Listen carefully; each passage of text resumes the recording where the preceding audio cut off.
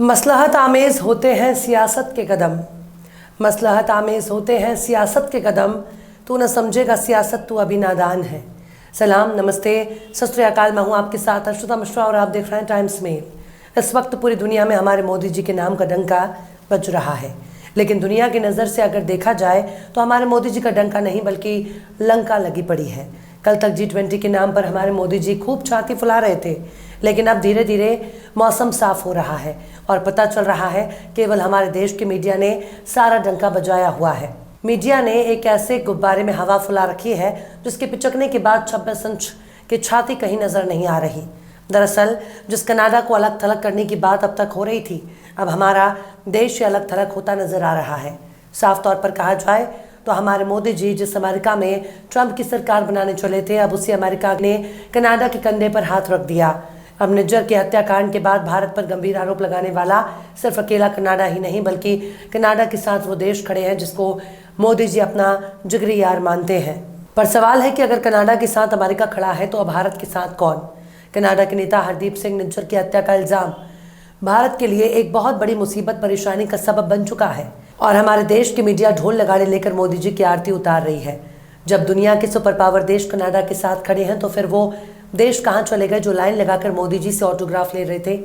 दुनिया के इतिहास में हमारे देश के साथ ऐसी ऐसी घटनाएं हो रही हैं जो पहले कभी नहीं हुई, और यह हमारे देश के उस 56 इंच छाती पर बहुत बड़ा सवाल है जिनकी लाल आंख देखकर चीन दुबक जाता है, पाकिस्तान हिल जाता है और अमेरिका ऑटोग्राफ लेने के लिए पीछे पीछे दौड़ता है।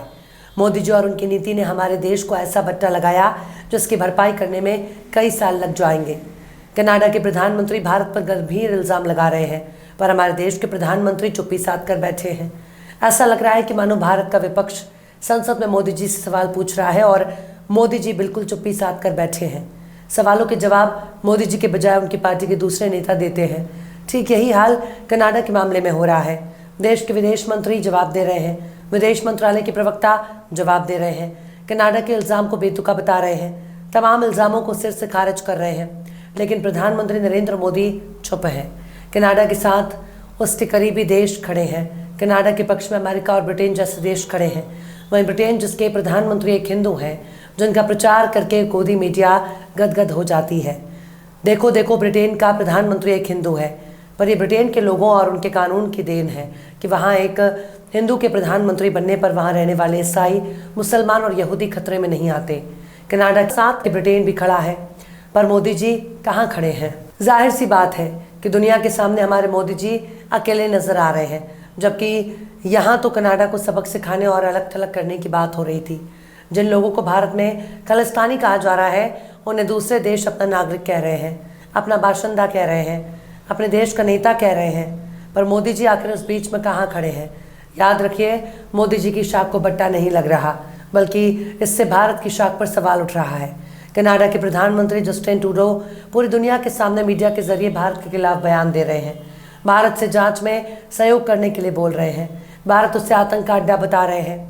पाकिस्तान को आतंक का अड्डा जैसे शब्द कहने का मतलब कुछ और है, लेकिन कनाडा के बारे में ऐसे शब्दों का प्रयोग करना कहाँ से जायज़ है? लाखों भारतीय कनाडा में रहते हैं, वहाँ भारतीय मूल के कनाडाई नागरिक मौजूद हैं, वहाँ हमारे देश के छात्र पढ़ रहे हैं, कनाडा के साथ हमारा बिजनेस होता है। क्या अब तक हमारा देश एक ऐसे देश के साथ ताल्लुकात रखता है जो आतंक का अड्डा है? जाहिर सी बात है कि ये सवाल इतना सीधा नहीं है जैसा इसका जवाब मिलना चाहिए, लेकिन कनाडा के उठाए गए सवाल केवल कनाडा के नहीं बल्कि उसके पीछे अमेरिका और ब्रिटेन खड़े हैं। अगर फाइनेंशियल टाइम्स की रिपोर्ट पर गौर किया जाए तो ऐसे बहुत से सवाल उठ खड़े होंगे जिसका जवाब भारत को देना होगा, वरना इससे हमारे देश के बारे में पूरी दुनिया में बहुत ही गलत संदेश जा रहा है। फाइनेंशियल टाइम्स दुनिया का जाना माना अखबार है और इसकी रिपोर्टिंग ने बहुत से सवाल खड़े कर दिए। फाइनेंशियल टाइम्स ने अपने 22 सितंबर की इस खबर में लिखा कि Joe Biden raised Canadian 6 death with India's Narendra Modi eight G20। इसका हिंदी में सीधा सा यही मतलब है कि जो बाइडेन ने G20 में भारत के नरेंद्र मोदी के साथ कनाडाई सिखों की मौत का मामला उठाया। मतलब जिनकी हत्या हुई है वो कनाडा के नागरिक हैं, पर अमेरिका ने भारत के प्रधानमंत्री के सामने इस मुद्दे को उठाया। क्या इसे भारत और अमेरिका की पक्की यारी मानी जाएगी? जबकि हमारे देश की मीडिया कल तक कह रहे थे कि जो बाइडेन मोदी का ऑटोग्राफ लेने के लिए तरस रहे थे। फाइनेंशियल टाइम्स ये भी कह रहा है कि G20 समिट में 5 आइस के देशों में शामिल अमेरिका, ब्रिटेन, कनाडा, ऑस्ट्रेलिया और न्यूजीलैंड ने भारत के प्रधानमंत्री नरेंद्र मोदी के सामने हरदीप सिंह निज्जर की हत्या का मामला उठाया। कनाडा के प्रधानमंत्री भी कह चुके हैं कि उन्होंने G20 में पीएम मोदी के सामने इस मुद्दे को उठाया और अब फाइनेंशियल टाइम्स भी वही बात कह रही है। फाइनेंशियल टाइम्स ने यह भी कहा कि व्हाइट हाउस ने इसकी पुष्टि नहीं की है, पर ऐसे मामलों की पुष्टि इतनी आसानी से कोई नहीं करता।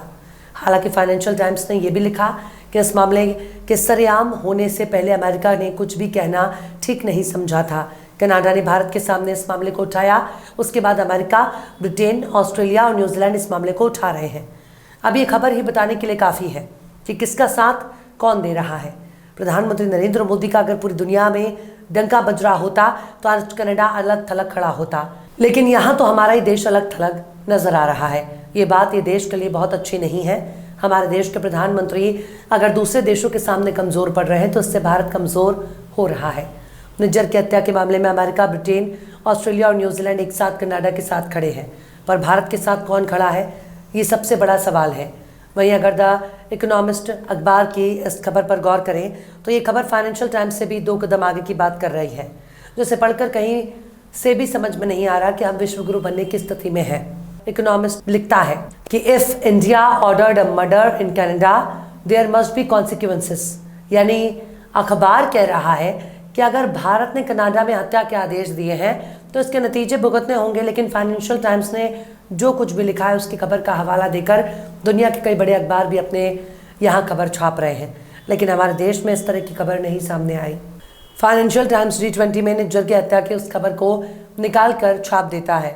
जो मामला 5 देशों के बीच की बातचीत थी वो खबर फाइनेंशियल टाइम्स छाप रहा है, पर भारत की मीडिया केवल विदेशी नेताओं के साथ फोटो खिंचाने में मस्त थी। खुद प्रधानमंत्री नरेंद्र मोदी ने G20 से मीडिया को दूर रहने के लिए कह दिया। यहाँ तो सीधे तौर पर अमेरिका और उसके सहयोगियों ने पीएम मोदी से निज्जर की हत्या का मामला उठाया। अमेरिका के राष्ट्रीय सुरक्षा सलाहकार खुद इस बात को मीडिया में कह रहे हैं कि कनाडा के अलावा अमेरिका के अधिकारी भी भारतीय अधिकारियों के संपर्क में हैं, पर भारत की तरफ से सिर्फ कनाडा को जवाब दिया जा रहा है, जबकि कनाडा के पक्ष में अमेरिका, ब्रिटेन, ऑस्ट्रेलिया और न्यूजीलैंड खड़े हैं, पर उनको हमारे देश की तरफ से कोई जवाब नहीं दिया जा रहा। कम से कम अमेरिका को जवाब दिया जाना चाहिए, जिसके राष्ट्रपति हमारे मोदी जी से ऑटोग्राफ लेने के लिए तरसते हैं। अब इंटरनेशनल न्यूज एजेंसी रॉयटर्स की इस खबर पर जरा गौर करिए, जिसमें अमेरिका के राष्ट्रीय सलाहकार का बयान छपा हुआ है, जिसमें बाइडेन के सलाहकार कहते हैं कि अमेरिका भारत से कनाडा में हुई हत्या के बारे में बात कर रहा है और इस मामले में भारत को कोई खास छूट नहीं दी जाएगी। भारत को कोई खास छूट देने की बात अमेरिका ही कर रहा है। इस खबर को पढ़कर अमेरिका में मोदी जी का डंका बस्ता सुनाई दे रहा है। इससे हमारे देश की विदेश नीति पर सवाल उठना लाजमी है। ये सवाल मोदी जी पर नहीं बल्कि भारत पर उठ रहा है। कनाडा सीधे कह रहा है कि हमें भारत से अपने ताल्लुकात खराब नहीं करना।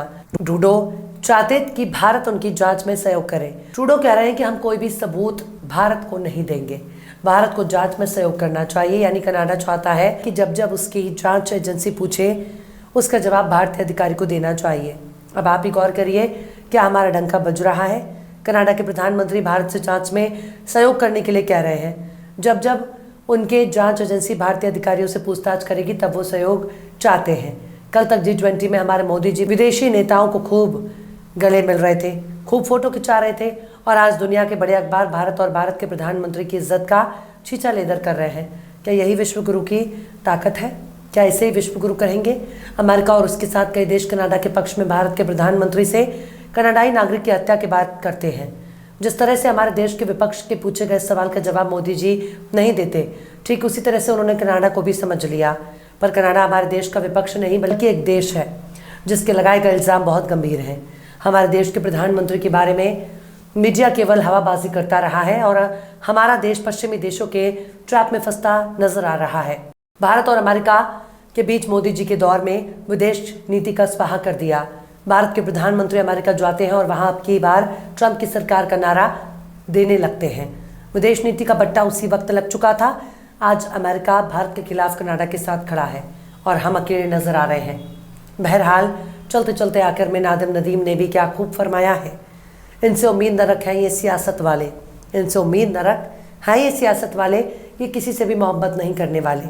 फिलहाल इस वीडियो में बस इतना ही। ये वीडियो आपको कैसा लगा कमेंट बॉक्स में ज़रूर बताइए।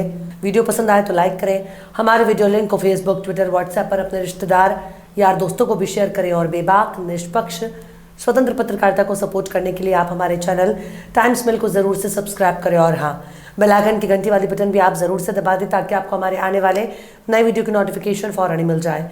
फिर मिलते हैं किसी और वीडियो में एक नई खबर के साथ। हर्षिता मिश्रा को दीजिए इजाज़त। जय हिंद। तो देख लिया आपने हमारे इस वीडियो को। हमें उम्मीद है कि आपने हमारे वीडियो को लाइक किया होगा और दूसरों को भी शेयर किया होगा। अगर अभी तक आपने हमारे चैनल टाइम्स मेल को सब्सक्राइब नहीं किया है तो जल्दी से सब्सक्राइब कर दें और बेल आइकन भी प्रेस कर दें।